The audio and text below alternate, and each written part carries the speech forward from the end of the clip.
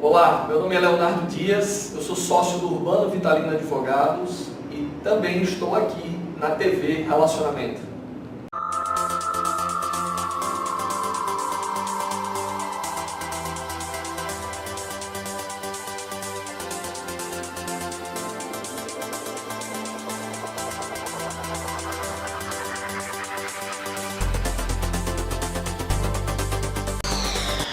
Sejam todos muito bem-vindos a mais um programa Momento ADM e hoje com a presença da doutora Silvana Sponton para falar sobre teletrabalho. Eu vou falar um pouquinho sobre o currículo da doutora, eu vou resumir, tá? Porque senão nós vamos perder todo o tempo do programa falando sobre as expertises da doutora. Doutora, seja muito bem-vinda. Doutora Silvana é mestre em Direito do Trabalho pela PUC. É especialista em Direito do Trabalho e Relações Sociais pela Faculdade de Direito de São Bernardo do Campo, professora dos cursos de graduação e pós-graduação das Faculdades de Medicina do ABC, Faculdade de Ciências e Saúde GESP, Faculdade de Direito de Sorocaba e diversos cursos na Escola Superior de Advocacia, a ESA, que é uma escola da OAB, para quem não conhece. É autora de artigos jurídicos e de livros, dentre elas a CLT Interpretada da editora Ridel, presidente da Comissão Especial de Direito à Saúde da OAB São Bernardo do Campo, membro da Comissão de Direito à Saúde da OAB e membro da Comissão de Direito Sindical da OAB São Paulo. Seja muito bem-vinda, doutora. Obrigada. Olá, eu que agradeço pela oportunidade, pela gentileza das palavras na apresentação. É um enorme prazer estar aqui com vocês nesse momento ADM, tão valioso, tão importante, né, na busca de trazer um pouquinho de conhecimento, esclarecimento e auxiliar no dia a dia. Eu que agradeço. Vamos lá. Embora esse seja um programa da administração, nós escolhemos o tema que vamos falar justamente pela importância que ele tem dentro das instituições. Seja ela pequena, seja uma empresa de grande potencial, ele está presente. Nós vamos falar hoje, então, sobre o teletrabalho. Uma forma de trabalho que vem se adequando há algum tempo, mas que tomou uma grande, que teve grande importância, principalmente na época da pandemia. O que é o teletrabalho, doutora? Vamos já direto ao ponto. Bom, é verdade, o teletrabalho ele já existia, né? É importante dizer que essa modalidade de trabalho já existia e já tinha ali a sua regulamentação bem tímida, mas ganhou protagonismo a partir da pandemia, mas com um crescimento adaptado, né? Na verdade, não houve uma construção e uma implantação do teletrabalho. As pessoas se viram diante da necessidade do teletrabalho para que o processo produtivo continuasse. E aí, após ultrapassado esse período, ultrapassadas essas primeiras experiências, é que se começa a debater um pouco mais, inclusive processos de melhorias naquilo que foi implantado. O teletrabalho, ele já tinha, né, uma regulamentação, já tinha uma proteção, pelo artigo 6º da CLT, e aqui nem vou falar muito de questões técnicas, artigos, né, enfim, mas só para melhor explicar, ele já tinha, né, uma proteção pelo artigo 6º da CLT que estabelecia ali os meios telemáticos, né? Porque o teletrabalho ele é definido como aquele exercido de forma remota, ainda que não preponderante, né? Com o uso intensivo da tecnologia. Então, ele pressupõe, ele requer a utilização da tecnologia. E o seu exercício, então, de forma remota, ou seja, fora do ambiente institucional, fora das dependências da empresa. E isso alcança, inclusive, o que a gente tornou aí, né, se acostumou a conhecer e a falar do home office. Então, o home office, quando utiliza o uso, né, quando utiliza a tecnologia, né, ele é uma modalidade também de teletrabalho, né? Então, o teletrabalho, ele era uma realidade minoritária, que superou a ideia de mera tendência e hoje ele se fortaleceu, hoje é uma realidade, hoje ele é um modelo implantado, né, por muitas empresas e em muitos segmentos. Então o teletrabalho ele tem, né, essa premissa. E é por esse motivo, por todas essas circunstâncias, que exige uma análise detalhada, minuciosa para a sua implantação. Tá. Falando em análise minuciosa, qual é o melhor caminho que uma empresa que pretende implantar o teletrabalho, ela deve seguir? Tá.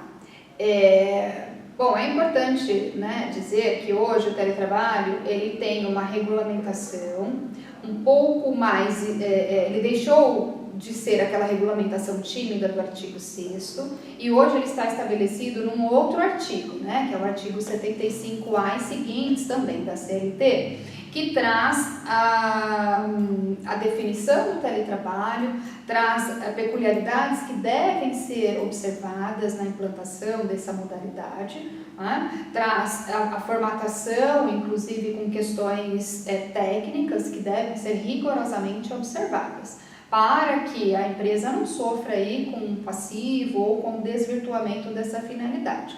Né? Então, para atender todas essas diretrizes legais, a empresa precisa fazer alguns questionamentos. Né? Ela está preparada para implantar o teletrabalho?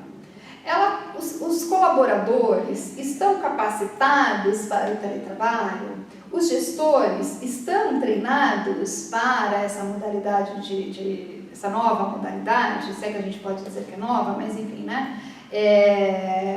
As questões técnicas estão devidamente adaptadas a esse formato? Né? A empresa precisa compreender que nem todas as áreas dos seus segmentos são adaptáveis ao teletrabalho. E não só as áreas, nem todas as pessoas se saem bem, né? Se adaptam ao teletrabalho.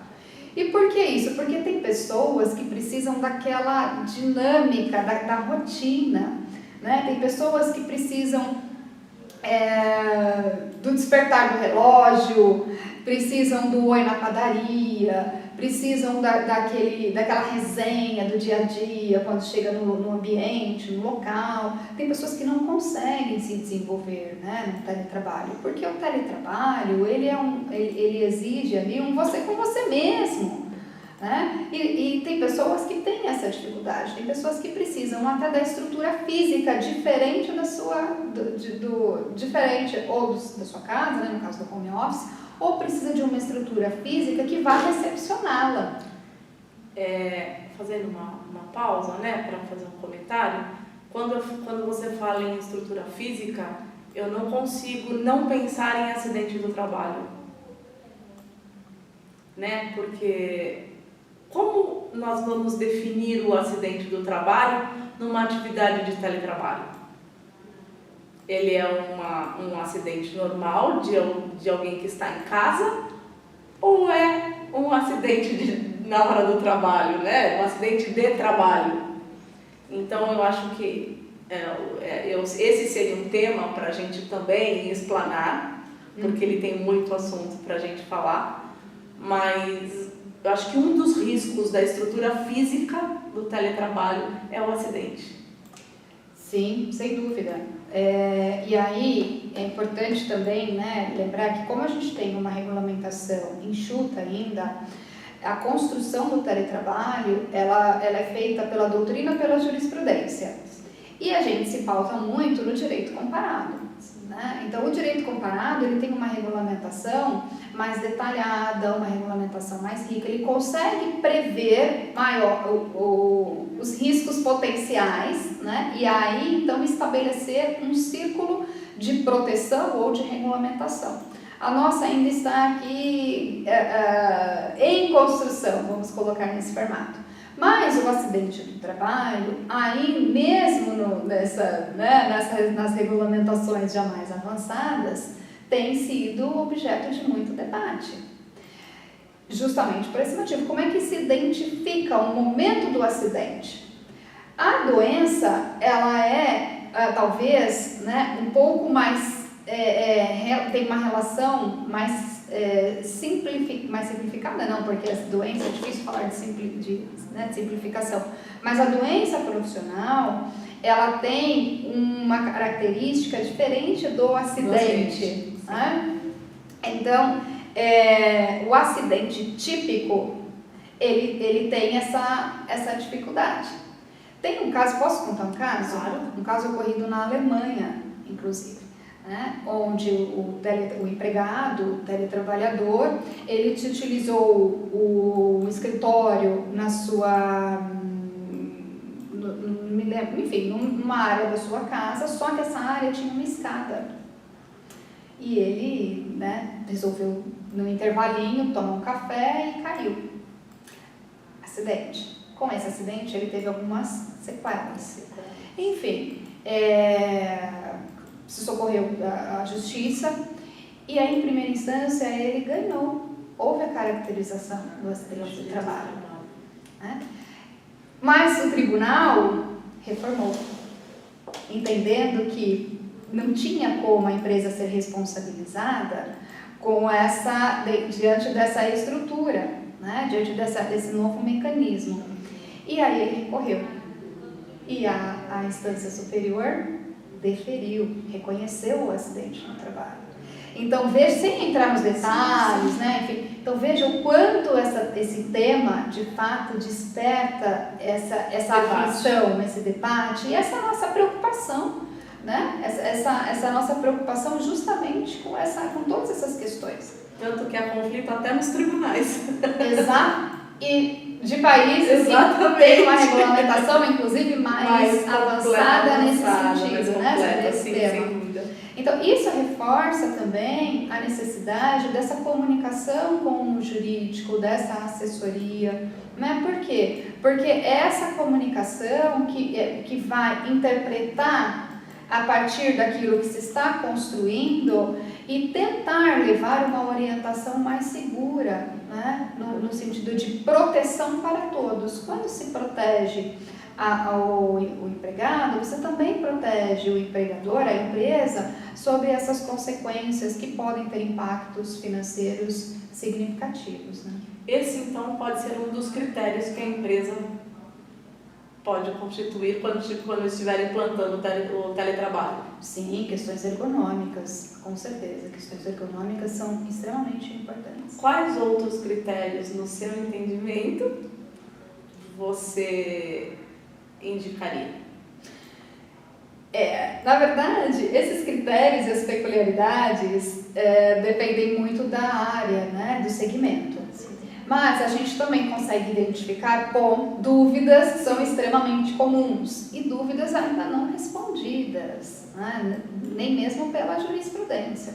Porque como o teletrabalho é novo, a jurisprudência está também em construção. Mas o nosso papel é justamente, através de de tudo que a gente tem de conhecimento, de estudo, de pesquisa e de todo um histórico, né, de direito do trabalho, de processo do trabalho, orientar. Então, algumas dúvidas são recorrentes.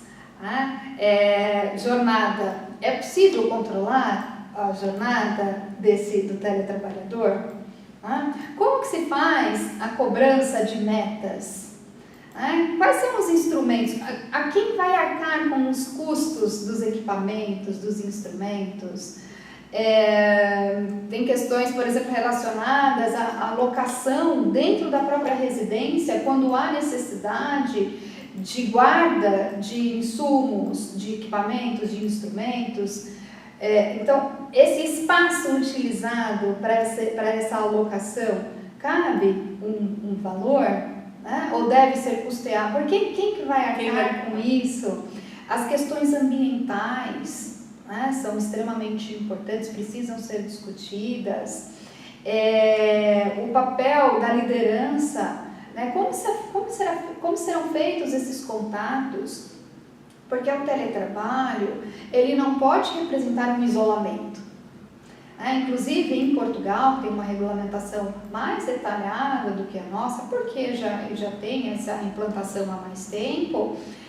Há a determinação para que o teletrabalhador ele faça parte, ele seja chamado ao ambiente empresarial, institucional, em vários momentos, para que possa haver a interação, para que ele participe de treinamentos, da capacitação, para que ele tenha essa interação social, né? O cafezinho, que é extremamente importante, porque nós vimos que a pandemia provocou. Eu ia comentar, visto que nós vivemos na pandemia, em que muitos tiveram até problema de depressão. Exato. Por conta do isolamento. Isso é uma realidade. Exatamente. E o teletrabalho não pode provocar, não pode provocar isso, né? Então o teletrabalho também não pode ser um modo de extenuar a jornada, de extenuar as forças, assim como ele também representa uma liberdade na medida em que proporciona ao empregado uma melhor compatibilidade entre a sua vida pessoal e a sua vida profissional. Ele também tem as suas obrigações de entregar resultados, de cumprir com a produtividade dentro dos limites legais, né? Ele precisa ter disciplina, ele precisa ser orientado nesse sentido, e cabe à empresa essa orientação. Quando você falou em liberdade, me veio à mente a jornada de trabalho. Por ser um teletrabalho, o empregador ele pode utilizar do tempo que ele quiser a atividade do empregado, ou ele ainda tem que obedecer a jornada a que foi contratado, embora seja no famoso home office que todo mundo diz, mas na verdade a gente sabe que é o teletrabalho. A legislação, né, ela trouxe aí algumas inovações e ela inclui, inclusive, o teletrabalhador, vamos colocar sempre nesse formato, o teletrabalhador como um modelo que estaria fora da proteção da jornada. Sim. Né? Mas a gente sabe que, por isso a importância de um conhecimento técnico. A leitura gramatical pode levar a esse equívoco. Então a lei aqui está dizendo que o teletrabalhador não faz jus à proteção da jornada. Posso aqui então, né? Posso aqui então intensificar as metas, né? Posso dobrar aqui a produtividade, pedidos de produtividade, enfim. Na verdade, a leitura que deve ser feita é sempre pelo conjunto que a gente tem de legislação, né? E a nossa legislação, ela estabelece uma proteção na medida em que é possível na medida em que é exercida, né, essa fiscalização de jornada, ou na medida em que é possível aferir a jornada. É isso. E por quê? Porque justamente para evitar essa carga extenuante, essa sobrecarga de forças. O teletrabalho não pode ter essa finalidade. Por isso que quando se fala em teletrabalho, em liberdade, disciplina, se fala também em direito à desconexão. Sim.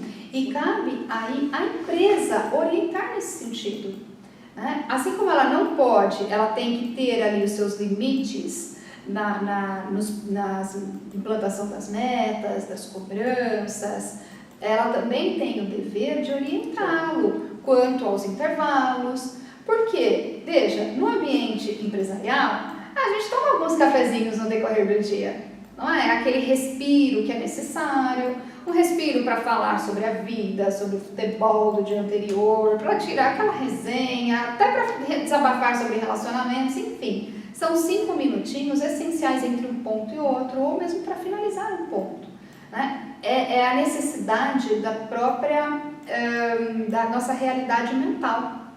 Isso é necessário. Então, por que num ambiente fora essa necessidade ela desaparece? Na verdade, ela não desaparece. Ela precisa ser respeitada. Né? E aí entra também o autoconhecimento pessoal, onde nem todos estão preparados para o teletrabalho. Sem dúvida. E a empresa precisa identificar. O que eu costumo orientar os meus clientes é que o funcionário que está, o empregado que está em teletrabalho, ele é um funcionário como todos os outros, que tem as mesmas necessidades do que os outros. E, lógico, é o contrato de cada um, respeitada a jornada de trabalho para aquela atividade, mas ele é um funcionário. E como funcionário, e como tanto, ele tem os direitos que a categoria lhe protege. Sim, sem dúvida, sem dúvida. Eu gosto sempre de dizer, Cíntia, que liberdade, né, requer responsabilidade. É isso. Então, todos querem liberdade, né? Imagina, todos queremos liberdade. Só que quanto maior a liberdade, maior a responsabilidade. É isso. Então, num modelo de teletrabalho, onde essa relação de confiança ela é protagonista, sim, né? Os limites devem ser respeitados, eles são mantidos. Sim. O que se possibilita é uma maior produtividade, tendo em vista a otimização ali de tempo, né? Uma otimização, uma redução nas reuniões, com o tempo de reuniões, com o deslocamento, a mobilidade. Então, a gente tem aí essas questões que auxiliam na qualidade de vida e que isso vão se ter como reflexos a produtividade. Mas o teletrabalhador, por sua vez, ele também se compromete com a entrega. Né? Ele tem que ter a disciplina. E ele não pode também cair no equívoco de confundir vida pessoal com vida profissional. Exato. Né? Eu gosto sempre de dar aquele exemplo assim, olha, eu tô aqui trabalhando, mas tá passando um joguinho interessante de futebol ali na TV, mais tarde eu cumpro. E aí deixa para amanhã, porque amanhã tem um filme, no dia subsequente tem uma outra. Vai chegar no final da semana e não conseguiu cumprir absolutamente nada. Né? Então, por isso a importância da disciplina. Né? Então, liberdade requer exatamente isso. Não pode ser uma confusão. A vida pessoal, aquele tudo junto e misturado. Tem que ter um pouquinho de cuidado com isso. Disciplina, né? É o que eu falo, que eu defino, né? O teletrabalho, ele é disciplina, responsabilidade e relação de confiança. Sim. Eu acho que essas três palavras, elas definem um pouquinho do que é a rotina do teletrabalho. Sim. Sim. Doutora, nós temos muita coisa para falar sobre o assunto, que eu particularmente confesso que é um tema que eu adoro, que ele é instigante, ele é desafiador por conta dos próprios desafios que a gente encontra, né, no nosso dia a dia como profissional. Mas infelizmente nosso tempo acabou. Muito obrigada por estar novamente conosco e trazer a sua experiência, da experiência de docente, de advogada e também de aluna, né? Que sempre a gente aprende. Sempre. Eu que agradeço pela oportunidade.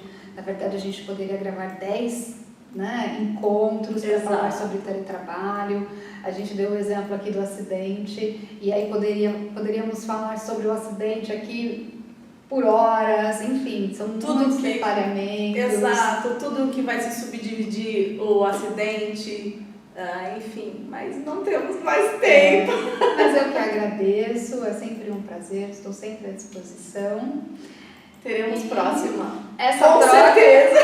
Essa troca é sem dúvida um aprendizado e para mim ela é sempre muito importante, muito válida. Obrigada. Agora eu vou fazer aqui uma fusquinha.